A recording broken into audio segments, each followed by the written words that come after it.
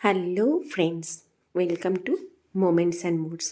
আগেও তোমাদের সাথে শেয়ার করেছি যে বাড়িতে পরপর অনেকগুলো দুর্ঘটনা হয়ে গেছে, তাই সেই থেকে মা আজকে বাড়িতে ঠিক করেছে যে বাড়িতে করবে বড় ঠাকুরের পুজো এবং নারায়ণ পুজো।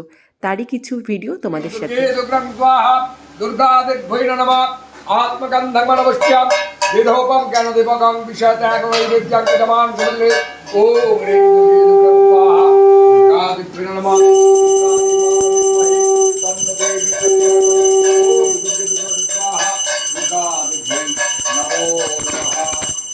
দুর্গা দেবী মাতা।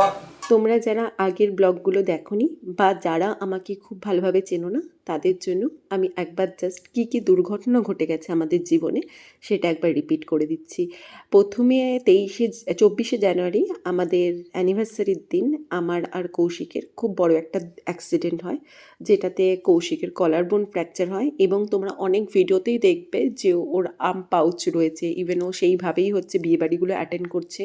ওর খুবই কষ্ট হচ্ছে, অলমোস্ট 1.5 মাস হয়ে গেছে, এখনও পর্যন্ত ওর ওটা খোলেনি। তো ডক্টরকে দেখাতেও যাওয়ার আছে, বিকজ আমাদের বেস্ট ফ্রেন্ডের বিয়ে চলছে, তো সেইটাও হয়নি।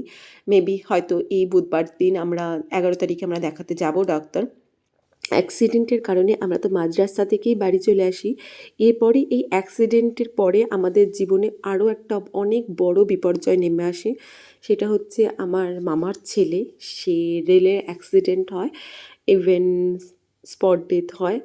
তো তারপরে এই ঘটনার পরে আমরা ঠিকঠাক হওয়ার হয়তো চেষ্টা করছিলাম, এর মধ্যেই আমার বড় জামাইবাবুরও অ্যাক্সিডেন্ট হয়, বাইকে সেম অ্যাক্সিডেন্ট হয়।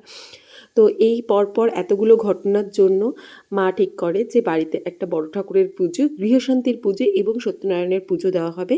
তারই জন্য সকাল থেকে প্রস্তুতি চলছিল। শনিবার দিন অফিস থাকার দরুন কৌশিক আর সুধামদা বাড়িতে ছিল না, বাদবাকি সবাই আমরা বাড়িতে ছিলাম, বাট ওরা ভার্চুয়ালি আমাদের সাথে ভিডিও কলের মাধ্যমে ছিল।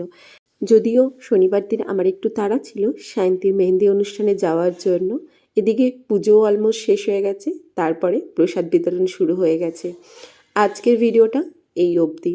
সবাই খুব ভালো থাকবে, দেখা হবে তোমাদের সাথে অন্য কোনো ব্লগে। বাই।